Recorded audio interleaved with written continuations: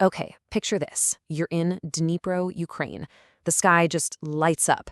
But it's not one big explosion. It's this strange cascade of descending lights. And then nothing. Just a deeply unnerving, deafening silence. What happened next wasn't a conventional blast. There was no mushroom cloud, nothing like that. The ground definitely shook, but the whole scene was just perplexing. The world was watching something totally new, something that just didn't play by the rules of war we all thought we knew. So, of course, that was the question on everybody's mind. What kind of weapon has the power of a ballistic missile but doesn't actually, explode? How is that even possible? And maybe more importantly, why would you even want a weapon like that? Well, the Kremlin gave a one-word answer that sent a shiver down the spine of the entire international community: Oreshnik. In Russian, it means nut branch. I know it sounds almost harmless, doesn't it? But its implications are anything but. So that leaves us with the big question. Is Oreshnik some kind of game-changing doomsday machine, or is it the world's most expensive, elaborate bluff? Let's break it down. So what exactly is this weapon? Let's dig into the key features that make Oreshnik so different from pretty much anything we've seen used on a battlefield before. The secret sauce here is something called MIRV technology. Now, instead of one missile hitting one target, a single Oreshnik missile opens up and releases a whole shower of smaller warheads. Think of it like a deadly bunch of grapes falling from the sky. In this attack, it was a whole volley of projectiles, and the entire point is to just completely overwhelm any defense system. And then there's the speed. We are talking Mach 10. That's over 12,000 kilometers per hour. It puts it firmly in the hypersonic category. As it screams back into the atmosphere, the friction creates this sheath of superheated plasma around it, which, and this is the wild part, can actually absorb radar waves, basically turning the missile into a ghost for our detection systems. But here's the first really big twist in this story. For a weapon this powerful, you'd expect just catastrophic destruction. Instead, when we looked at the satellite images, the target factory had only minimal damage. A hypersonic missile that doesn't blow things up? Yeah, something was not adding up. And this brings us right to the core of the paradox. Why would you use one of the most advanced, most terrifying weapons in your entire arsenal to do, well, so little damage? This is where we start to uncover Oreshnik's true purpose. Let's start with the price tag.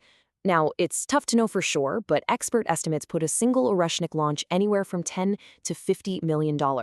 That is a truly astonishing amount of money for just one shot. And here is the most telling detail of all. The target was an old factory with very little strategic value, and the warheads themselves, they were inert. That means they had absolutely no explosives in them, none. The damage came purely from kinetic force, just the sheer impact of a really heavy object hitting the ground at 10 times the speed of sound. This is a classic case of what people in the military call overkill. It's like using a sledgehammer to crush a fly. Russia could have destroyed that factory with a simple $1 million cruise missile. So why use a $50 million Oreshnik? Because the factory was never the real target. The real targets were the decision makers sitting in offices in Berlin, London, and Washington. The message couldn't have been clearer.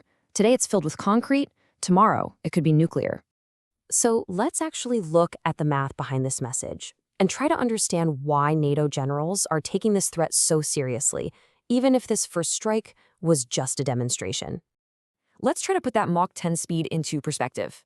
If an Oreshnik were launched from Belarus, it would hit the capital of Lithuania in just 1 minute, 60 seconds. It would reach NATO headquarters in Brussels in only 17 minutes. There's barely enough time to even sound the alarms, let alone try to intercept it. And this is the real nightmare for defenders: saturation. One missile splits into multiple independent warheads, which then release their own submunitions. So all of a sudden, defenders aren't tracking one threat, they're tracking dozens.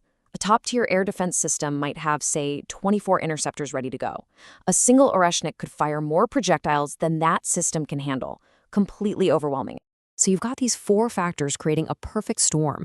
It's too fast to react to, there are way too many targets to hit, it flies too high for many of our best systems to reach, and the warheads can maneuver on their way down. It's almost like the V-2 Terra weapon from World War II, a weapon that couldn't be stopped, only endured. Now, after all that, you might be thinking this is some revolutionary new weapon. But here is the biggest twist. The core technology behind Oreshnik, it isn't new at all. This is a very calculated piece of political theater. Mirror technology has been around since the 1970s, and Oreshnik itself is widely believed to be just a rebranded version of the RS-26 Rubezh, a missile program Russia actually shelved years ago for cost and treaty concerns. So the innovation here isn't in the engineering. The real innovation was strategic. Russia took a system that was designed for nuclear war and used it in a conventional conflict. By doing that, they demonstrated a truly terrifying capability without ever actually crossing the nuclear threshold. It is the textbook definition of nuclear blackmail, a bluff that's designed to paralyze Western decision-making. And here's the final irony. To build these advanced weapons, Russia still relies on high-tech Western components. Sanctions are supposed to stop this, but the goods just get funneled through other countries. Look at the data here. German exports to Armenia, a Russian ally, absolutely skyrocketed after the war began. It's a loophole that allows the West to, in a way, inadvertently arm its own adversary. So all of this really points to a much bigger picture. The deployment of Oreshnik isn't just about Ukraine. It signals a fundamental shift in global security and the dawn of a really dangerous new era.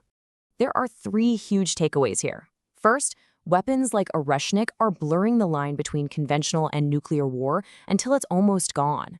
Second, all those old arms control treaties are now effectively dead. And third, this is forcing other nations to realize they can't just rely on allies anymore. They have to build their own defense system. This quote just perfectly captures the terrifying dilemma we're now in.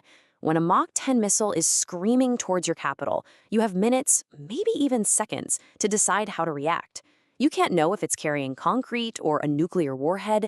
You're forced to assume the worst, and that dramatically increases the risk of a catastrophic miscalculation. So we're left with this question. Was Oreshnik a brilliant strategic bluff designed to scare the West into inaction, or is it the opening shot in a brand new, terrifyingly fast, and maybe unstoppable arms race? The answer, whatever it is going to define the security of our world for decades to come.